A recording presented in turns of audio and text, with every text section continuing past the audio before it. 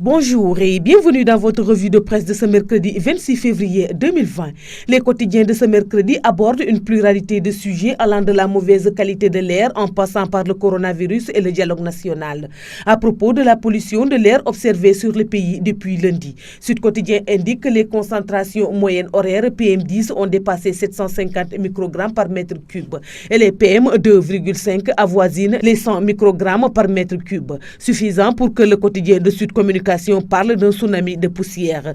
Le quotidien Enquête indique que la matinée d'hier a été dantesque à Dakar et sur le reste du territoire, avec une sensation d'étouffement et des particules de poussière portées par un vent fort. En conséquence, le journal indique que les services de pneumologie ont été envahis hier et ils le seront jusqu'à la semaine prochaine.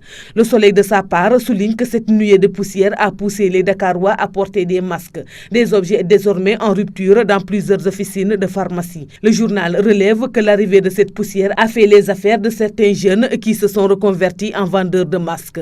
Si l'on croit le quotidien qui cite la météo, l'épisode poussiérieux en cours se poursuivra ce mercredi avec plus de densité sur la moitié nord du pays avant de se dissiper progressivement demain jeudi. Le quotidien LAS évoque lui aussi cette vague de poussière qui enveloppe le pays en indiquant qu'elle survient sur fond de hantise du coronavirus.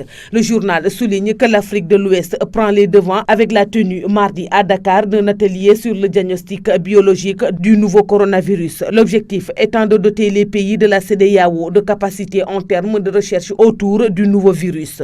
Au sujet de cette maladie, l'Observateur informe que le Sénégal durcit les contrôles sanitaires aux frontières, en particulier à l'aéroport international Blaise Diagne. Le journal souligne que les passagers venus des pays touchés par le virus, comme la Chine, l'Italie, la Corée du Sud, sont soumis à un accueil particulier. Le quotidien Enquête relève une propension rapide du Covid-19, la maladie provoquée par le coronavirus. Selon le journal, cette maladie touche 80 000 personnes à travers le monde. Sur un tout autre aspect, le quotidien signale un blocage du débat sur la décryptation du dialogue national. Le journal fait état d'un échange houleux sur les cas Khalifa Sall et Karim Wade et l'affaire Guy Marius Sagna. Il explique que le coordonnateur du pôle de la majorité, Benoît Sambou, n'ayant pas pu tolérer des propos de Déthié Fall, coordonnateur du pôle de l'opposition, et de Valdiodio Ndiaye, a fini par quitter la salle. Sud Quotidien indique que les cas de Khalifa Ababacar Sall, Karim et Guy Marius Sagna ont été des sources de friction. L'AS indique qu'à propos de la question de l'amnistie de Karim Wade et Khalifa Sall,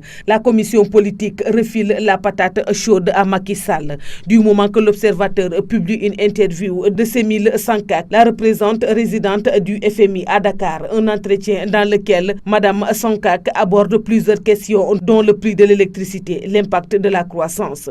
Et enfin, le journal alerte par ailleurs l'incidence de la démission de Khadimba du conseil d'administration de Société africaine de raffinage, en indiquant que la SAR ne dispose que 40 jours de réserve. Le journal précise que 40 milliards sont à trouver d'urgence pour sauver la situation. C'est tout pour la revue de presse parvenue à la rédaction du groupe Média du Sud. Merci et bonne lecture à tous.